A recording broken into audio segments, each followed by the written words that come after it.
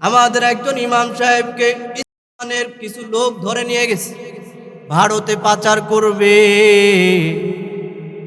ওই কুড়িগ্রাম পঞ্চগড়ের বর্ডার এলাকায় দুই পায়ে শিকল বাঁধা অর্ধলঙ্গ অবস্থায় ফালায়া রাখছে একজন ইমাম সাহেব, যিনি কোরআনের কথাগুলো বলেছেন। এই তো গত সপ্তাহে গাজীপুরে এক মহিলা মাদ্রাসার 13 বছরের একজন মুসলিম মেয়েকে হিন্দুরা ধর্ষণ করেছে। প্রশাসনগুলো হিন্দুদের পক্ষে সাপাই গায়ে মুসলমানের কথা বলতে পারে না। কথা বলেন ঠিক কিনা?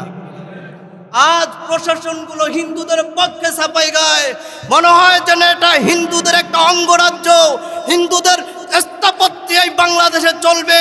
মুসলমান জীবিত থাকতে এটা হতে পারে না, পারবে না। কথা বলো ঠিক কিনা?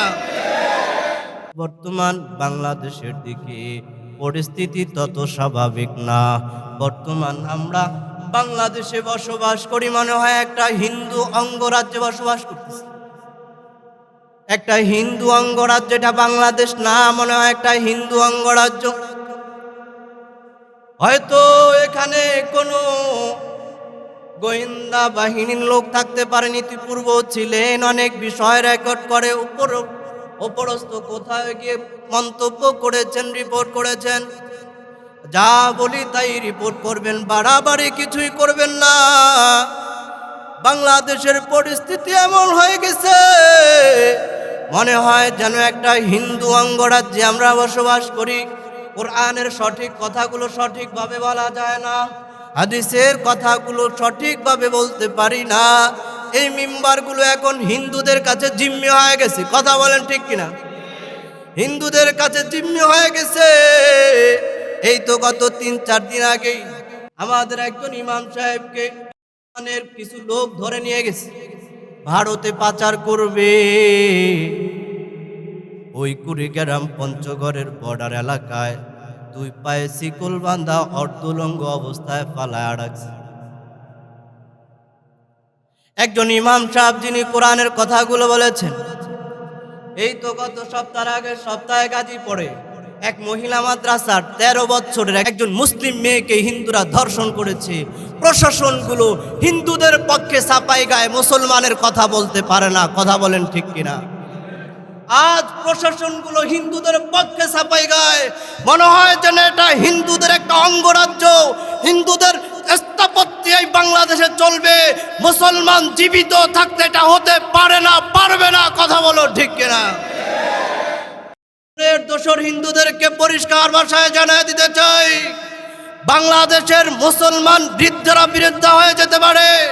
মুসলমান যুবকরা এখনো যদি রাস্তায় নামে, বাংলাদেশে কেন একটা হিন্দুর মুসলমান যদি মুতে দেয়, ভারতের নদীতে গিয়ে ভেসে চলে যাবে। কথা বলেন ঠিক কিনা?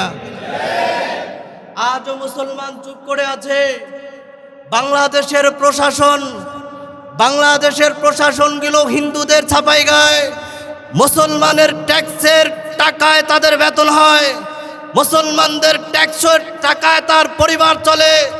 এরপরেও যদি ন্যায্য বিচার যদি মুসলমান না পায়, আগামীতে কোনো হিন্দু আর কোনো সদস্য যদি মুসলিম কোনো বোনের দিকে নজর দেয়, কোনো মুসলিম হিন্দু যদি কোনো মুসলমান যুবকের দিকে নজর দেয়, প্রায় পালা হবে। কথা বলো ঠিক কিনা? মুসলমান পরিষ্কার ভাষায় বলতে চাই, রেকর্ড হইতেছে বয়ান, পুরো বাংলাদেশের মানুষ শুনবে। গোয়েন্দা সংস্থার মানুষ থাকলে সুন্দর করে রেকর্ড করো, লিপিবদ্ধ করো। বাংলাদেশের মুসলমান এক বিক্রমপুরী এখন জেগেছে। বিক্রমপুরীর সাথে আতাউর রহমান বিক্রমপুরের সাথে যদি সারা বাংলার যুবকগুলো যে একত্রিত হয়ে যায়, প্রতিটা মিম্বার থেকে ইমানের অগ্নিস্ফুলিঙ্গ উঠতে থাকবে।